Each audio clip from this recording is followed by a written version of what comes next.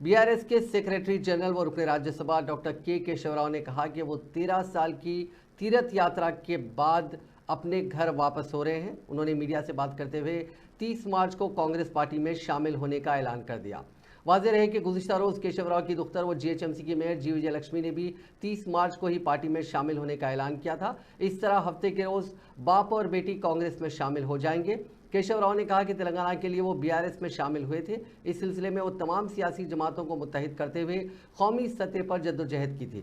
इसके लिए तमाम अरकान पार्लियामेंट को भी एक प्लेटफॉर्म पर लाने की कोशिश की। केशव राव ने कहा कि वो अपने 55 साल सियासी ज़िंदगी में कांग्रेस में उन्होंने 55 साल गुजारे हैं। कांग्रेस में वो वजीर की हैसियत से, रुकने पार्लियामेंट की हैसियत से और कांग्रेस वर्किंग कमेटी के रुकन और पीसीसी सदर की हैसियत से कई ओहदों पर फायज रहे।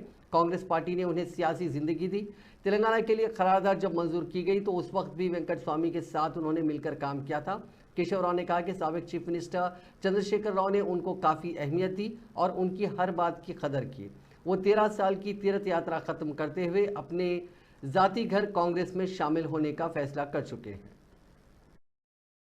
सर एव्वर కూడా ఛాలెంజ్ చేయలేరు మిస్టర్ కేసీఆర్, కేటీఆర్ అండ్ హరీష్ ని. They are most talented people, most talented, total devoted, 24 hours to the work చేసే పని. అంత బ్లెస్సెడ్ ఫ్యామిలీ కేసీఆర్. అప్పుడు తెలంగాణని రీకన్స్ట్రక్ట్ చేయాలి, రీడిస్కవర్ చేయాలనేది ఒక స్లోగన్ ఎవరు కేసీఆర్ చేసేయండు. Let us rediscover Telangana. ఇంత అన్యాయం జరిగింది తెలంగాణకి, అది వెరీ బిగ్ స్లోగన్. ఆ స్లోగన్ తక్కువ మనం అంచనా వేయకూడదు.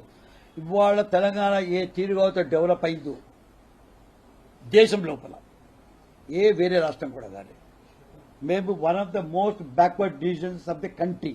ప్లానింగ్ నాడు ప్లానింగ్ కమిషన్ చెప్పిన మాటలు. అటువంటి backward region today is vying for the first position or the second position in the parameters, developmental parameters. ఇవాళ మన జీడీపీలో ఫస్ట్ ఉండమా, మనము పర్ క్యాపిటల్ ఇన్కమ్లో ఫస్ట్ ఉండమా, ప్రొడక్షన్ పవర్లో ఫస్ట్ ఉండమా.